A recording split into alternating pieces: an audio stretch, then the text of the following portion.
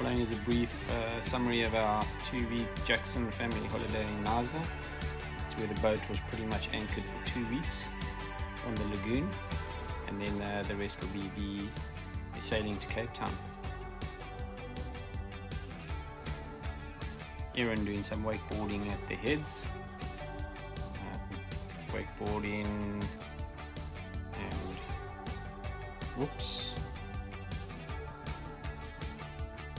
gym class, online gym class done in the cockpit of the boat through the iPad.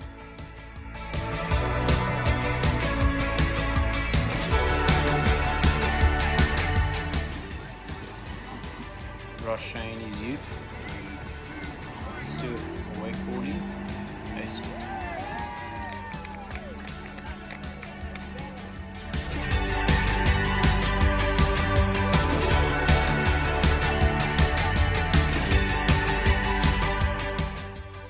The chicks, Darren and Gail, styling it on his boat. And the daily gathering of boats at the heads for sundowners. Yeah, ultimate social distancing. But very social. Did you? Oh, from Brent. How did you get across this? Was it because it's sun coming down outside?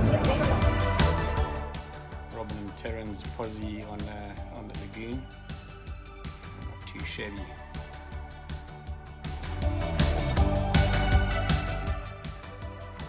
A little sundowner on Brenton Beach. Tough life. Our car, our dinghy, up and down to the boat, from shore to boat. Pretty much our motor car, little dinghy. That is a good drive.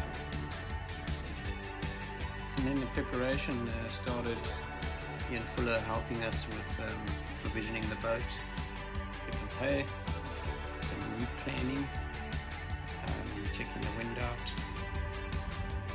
We moored up next to the yacht club for the night to fill the boat's tanks with water and have a last peaceful night's sleep before we head out to the wild ocean.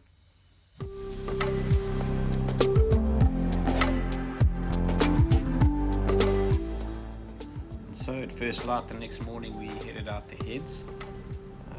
It was pretty flat, but in pitch dark, well, pretty much dark. It was kept our attention until we got out to sea. Willie keeping watch,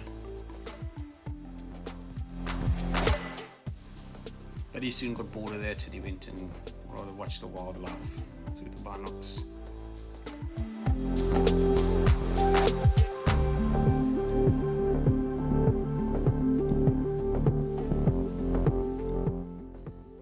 Favorite spot on the boat, sitting on the back deck watching the water go by underneath the boat. I sit for hours watching the water go by.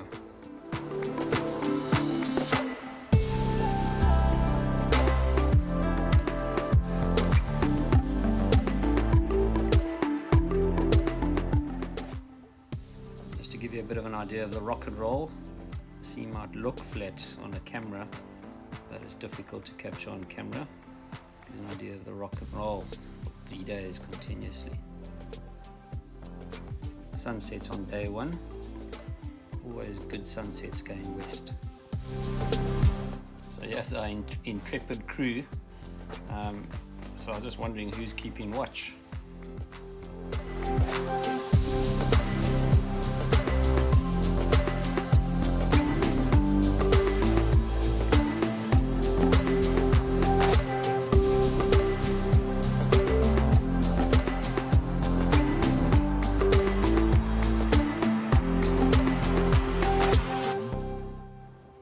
This is the little Garmin InReach, which is our satellite communication. It sends out the tracking so everyone can see where the boat is alive. And it also has an SOS function. You push that button and the shit hits the fan, and pretty much the whole world will come rescue you.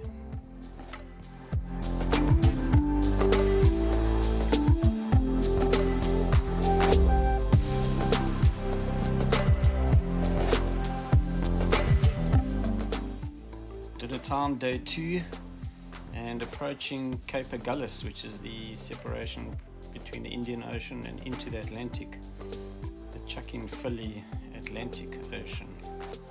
So yeah, nice big milestone to cross.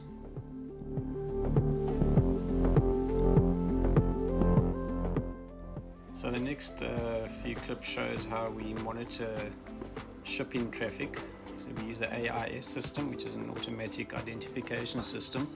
Works on the boat's chart plotter, picks up ships, and they can see us as well on their chart plotters. And yeah, it's our way of seeing, especially at night, to pick up ships. And yeah, they don't get out of your way. You just got to keep an eye on them. So there you can see the little triangles coming at us, and that is the even there, that triangle got pretty close to us, and you'll see now the actual ship. There it comes. That is the ship. And when you see that at night, you just see the lights of the ship, and trust me, it looks like that ship is about to go over you and turn you into matchsticks.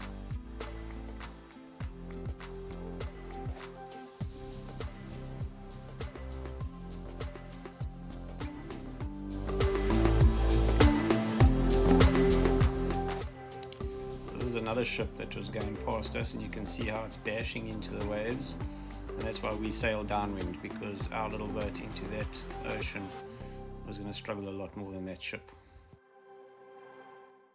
And then you get sunrise, the best time of the day. That's for those of us that are awake.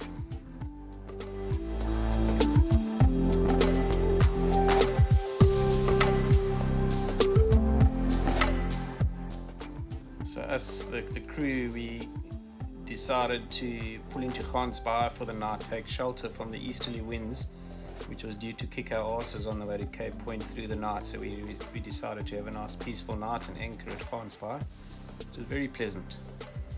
And then we left the next morning, and the easterly was still blowing down the hill there, so it was accelerating down the hill, and it was a bit of sport getting the sails up in the morning.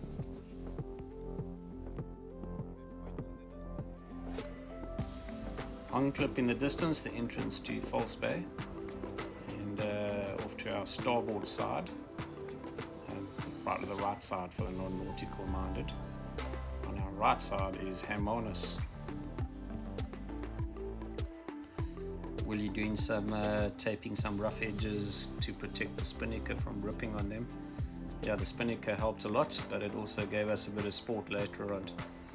It came down in a big rush.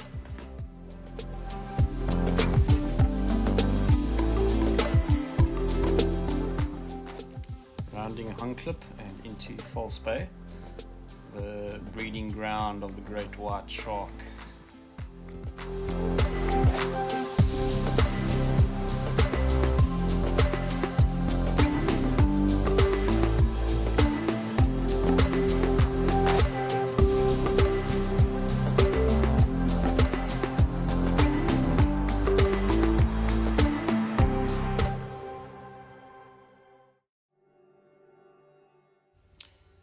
There it was, appearing in the distance, the tip of Africa, Cape Point, one of the 3 points, one of the 3 capes of the world to go around.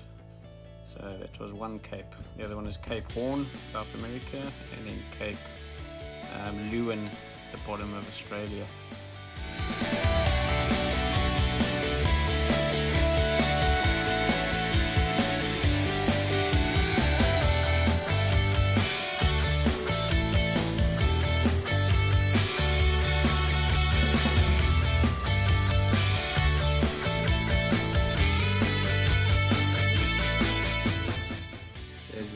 Cape Point, we kept a very close eye on the charts. There's a lot of hidden rocks and rocks just under the surface, as you'll see in a minute.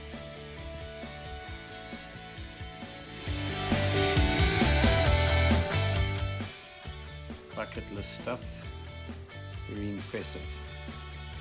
But I'm sure that rock has seen some serious weather in its time.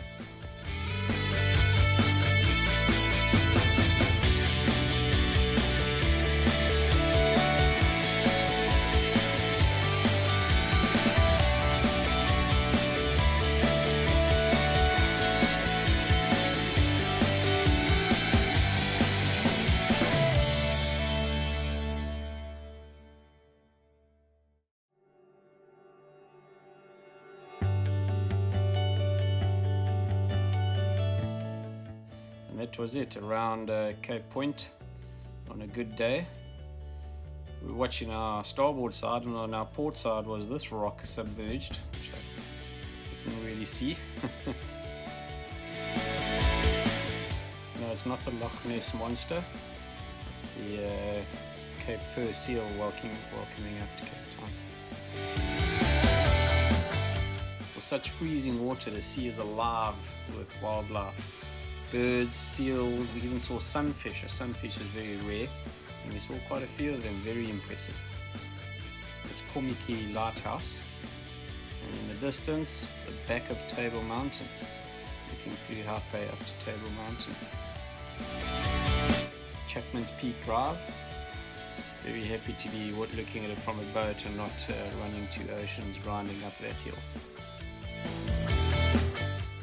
We were chugging along nicely on motors because there was no wind, and then we noticed the one motor not pumping water, so yours truly had to jump in the water and unblock it under the boat. Nice cold shark infested waters.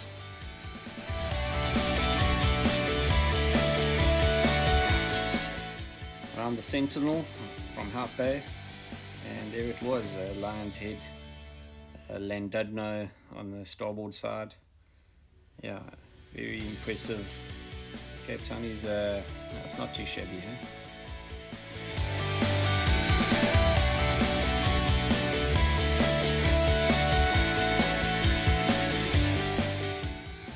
Excuse my epic failure, it kind of looked like a movie star.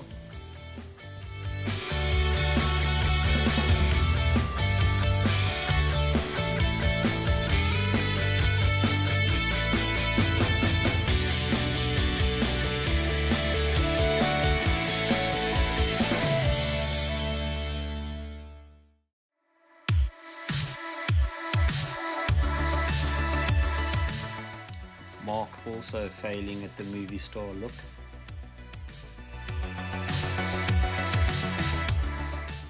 Sunset off Cape Town. We were hoping to make Cape Town in daylight to take up a mooring in the light, but we were delayed quite a bit along the route, so we got there in the dark, hence you won't see much of us mooring up, but coming into Cape Town in the twilight was spectacular.